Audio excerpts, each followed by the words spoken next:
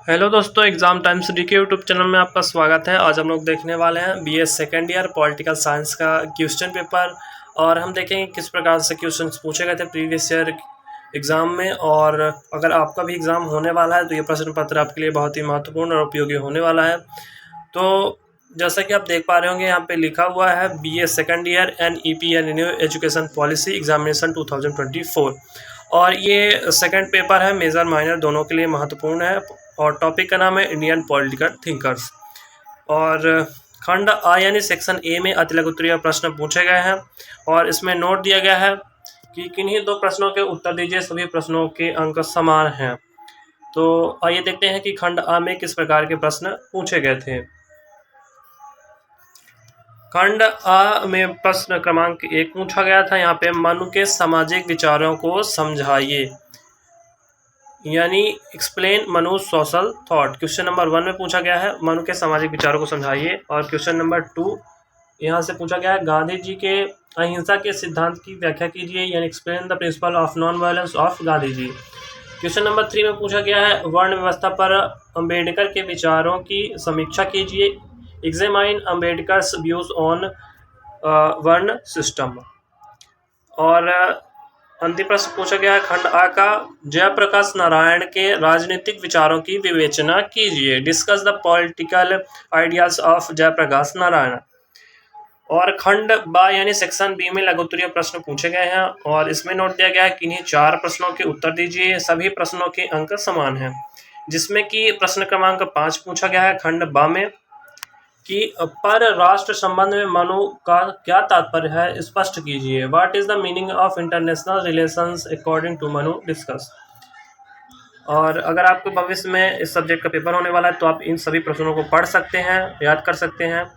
प्रश्न क्रमांक 6 है प्राचीन भारतीय राजनीतिक चिंतन के प्रमुख स्रोतों की विवेचना कीजिए, discuss the main sources of ancient Indian political thought.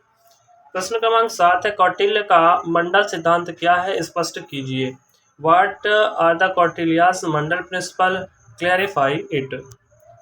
Next है क्वेश्चन नंबर 8 जो कि खंड बा में पूछा गया है कि अरविंद घोष के राजनीतिक दर्शन का वर्णन कीजिए, describe the political philosophy of Aurobindo Ghosh.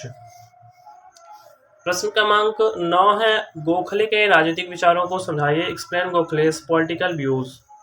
अगला प्रश्न क्रमांक 10 गांधी जी के राम राज्य संबंधी विचारों का वर्णन कीजिए, discuss Gandhi ji views on Ram Rajya. अगला प्रश्न क्रमांक 11 जिसमें पूछा गया है एकात्मक मानववाद पर एक टिप्पणी लिखिए, right a note on integral humanism.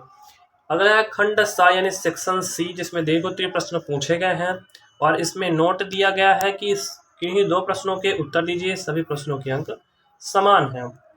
तो आइए देखते हैं कि खंड सा में यानी सेक्शन सी में कौन कौन से प्रश्न पूछे गए हैं। तो प्रश्न क्रमांक 12 पूछा गया है इसमें तिलक भारतीय अशांति के जनक थे, समीक्षा कीजिए। Tilak was the father of Indian unrest, examine.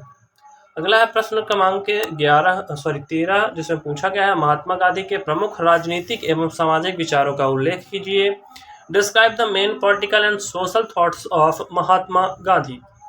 अगला है प्रश्न क्रमांक 14 जिसमें पूछा गया है डॉक्टर राम मनोहर लोहिया के राजनीतिक एवं सामाजिक विचारों पर प्रकाश डालिए यानी discuss the political and social ideas of doctor Ram Manohar Lohia. अगला है प्रश्न क्रमांक 15 कमला देवी चट्टोपाध्याय का भारतीय राष्ट्रीय आंदोलन में क्या योगदान रहा। और प्रश्न क्रमांक 15 बहुत ही इंपॉर्टेंट है, इसको आप जरूर से जरूर पढ़ लेना अगर आपकी परीक्षा होने वाली है तो इस प्रश्न पत्र में इतने ही प्रश्न थे। और बाकी अगर आपको वीडियो पसंद आया तो एक लाइक कर दीजिएगा और इसी प्रकार के और वीडियो देखने के लिए आप चैनल से जुड़ सकते हैं, चैनल को सब्सक्राइब कर सकते हैं। Thank you for watching the video. जय हिंद।